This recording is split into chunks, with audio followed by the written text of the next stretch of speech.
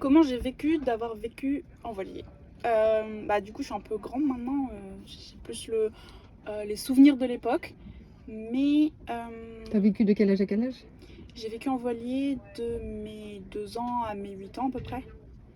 Et Ouais, c'est plutôt de ta naissance à tes 8 ans. j'ai vécu en voilier de ma naissance à mes 8 ans. Maman me souffle les réponses. Je comprends. Et,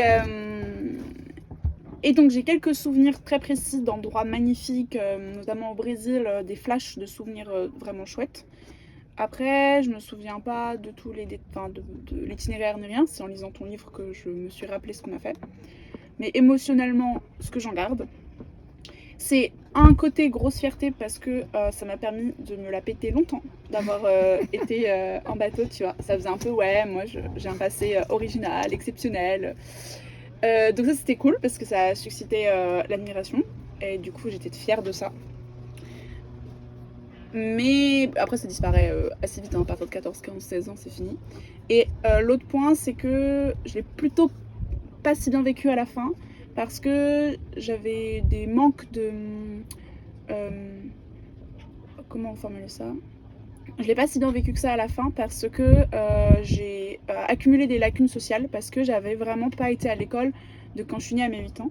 Et du coup, j'ai mis beaucoup de temps à reprendre le temps perdu et à récupérer les codes sociaux que j'avais pas assimilés assez tôt. Ce qui fait que je pense que j'ai fini de comprendre les codes sociaux à 18-19 ans, quoi. Ce qui m'avait donné un vrai retard par rapport à la plupart de mes camarades.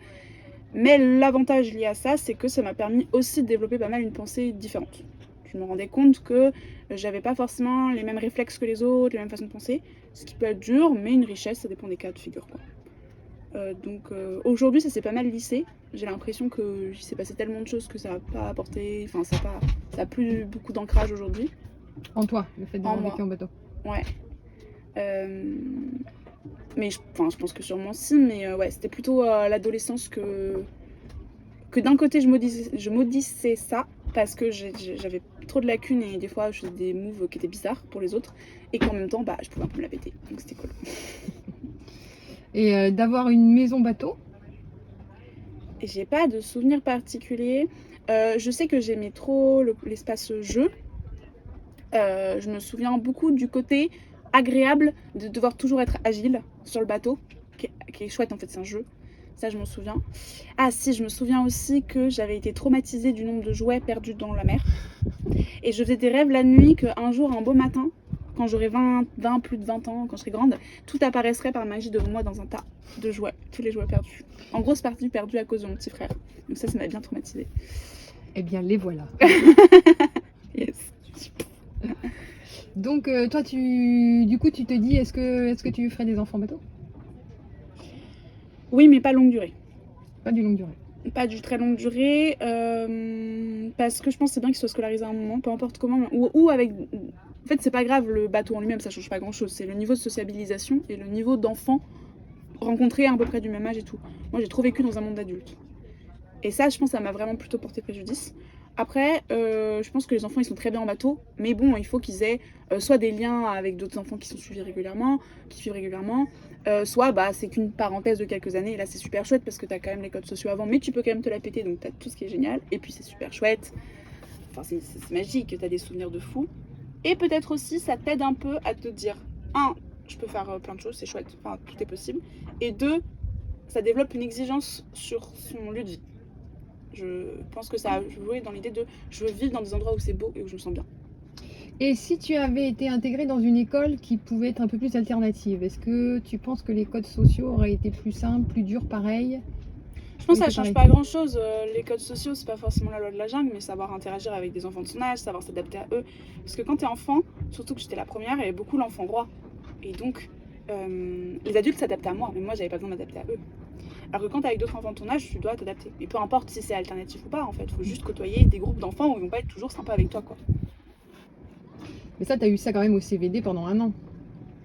Donc là, il y avait une bande d'enfants. Quand même sur un piédestal, non? Oh, t'en as pris plein la gueule avec les gamins. Bah, ça m'a pas servi de leçon.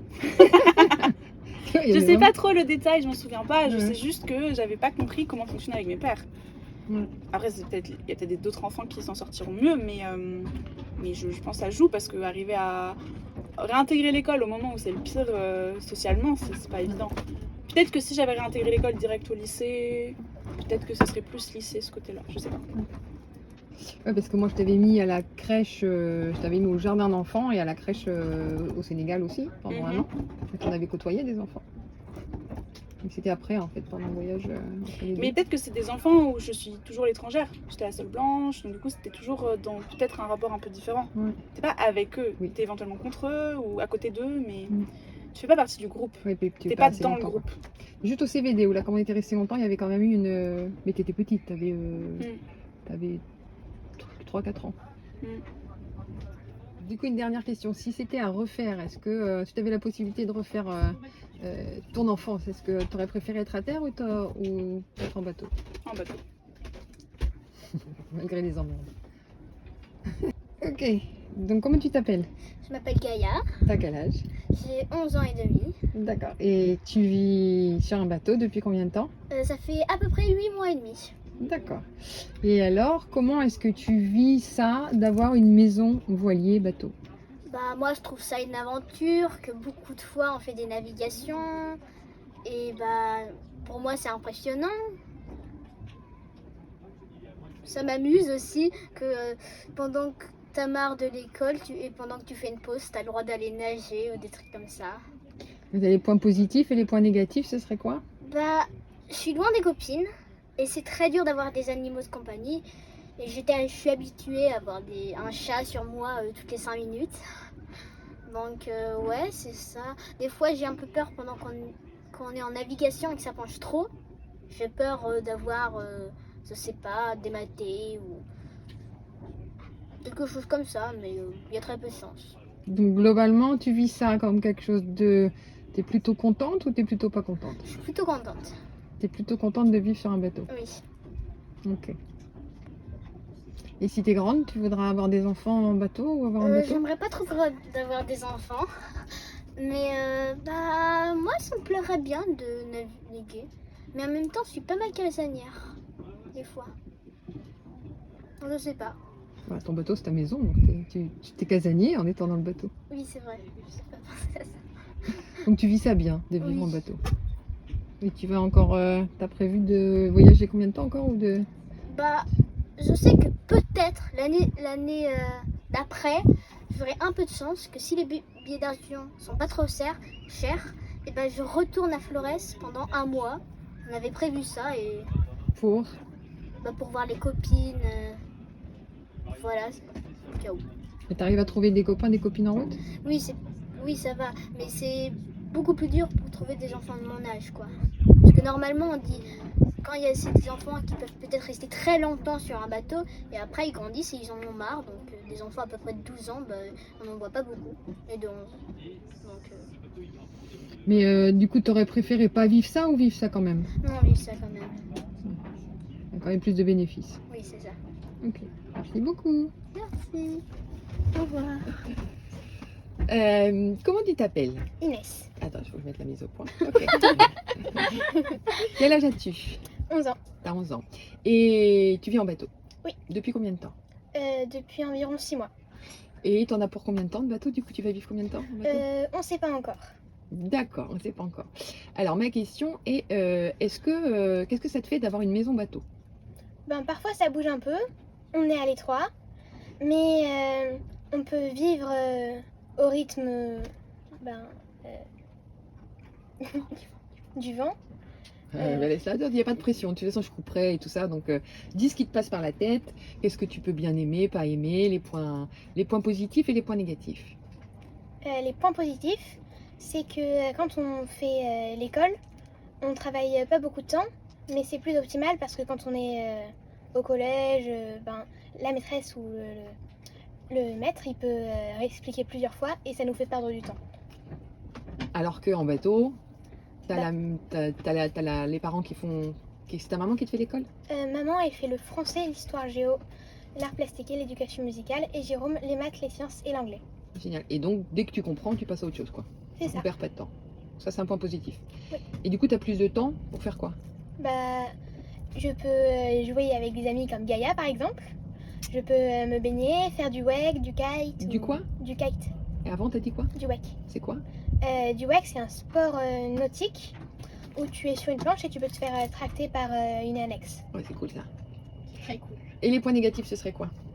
On est un peu à l'étroit, ça bouge parfois, mais Quand t'entends à l'étroit, ça veut dire quoi? bah, c'est un peu petit. D'accord. C'est-à-dire que vous êtes du coup tout un peu les uns sur les autres et vous n'avez pas d'espace pour vous isoler. C'est ça. Ok.